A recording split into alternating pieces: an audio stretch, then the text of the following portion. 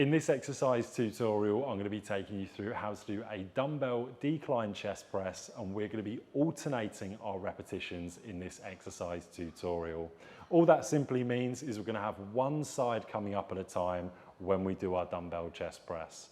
Now, before we get into the movement, just so you can see this best with me sitting facing the camera, I've got two styles of alternating dumbbell chest press. Both have the same premise. However, one is independent and one is a little bit more technical.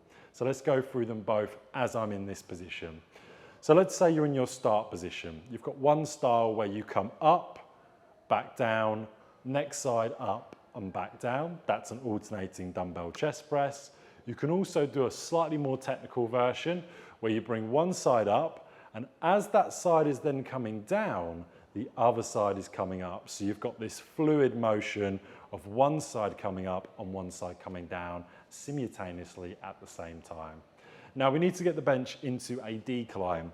Not all benches have a decline, so bear that in mind. If you think you're going mad in the gym and you can't put the bench down, sometimes we don't have the decline on certain benches. Now what we're going to do here is we're going to place one hand on the catch, other hand is going to be on the bottom of the bench. I'm just going to pull this catch up and I'm going to lower the bench under control. I've now created a decline. Think of a decline as the bench pointing downwards.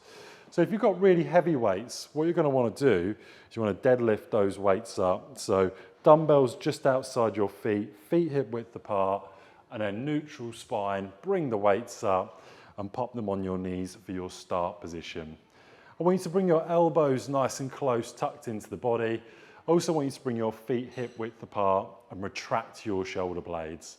The whole purpose of the decline dumbbell chest press is ultimately to work the lower fibers of your pectorals, your chest muscles, and also as well to try and work independently one side at a time. So fantastic for isolating one side or trying to build up a weaker side. You could do more repetitions on your weaker side. So what I'm going to do with those elbows tucked into the body, shoulders back, I'm going to come all the way back until I've got the whole of my back on the bench. I'm going to really bring my heels and dig them into the floor. So I'm pushing into the floor with my heels. I can feel the front of my thigh contract. Elbows flare out, not in line with shoulders. Tuck them in slightly from that flared out shoulder position. And from here, one side's going to come up. Wrist is always going to be aiming for a position where you're nipple line.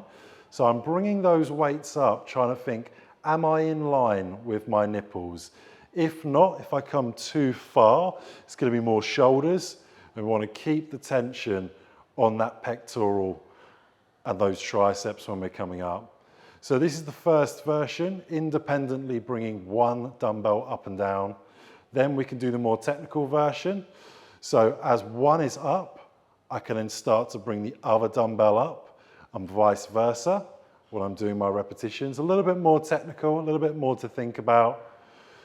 When you're doing both styles, your start position, even though one side is working, you're going to have to work hard on the other side just to keep the dumbbell there. So think about this as one side's working to hold the position and the other side's working then to actually activate the movement. Once you're done, press both dumbbells up, then bring the knees up, rest the dumbbells on the knees, and then you can bring yourself back into the start position and then lower the weights under control. That's how to do an alternating dumbbell decline chest press. You repeat that for your desired amount of sets and repetitions.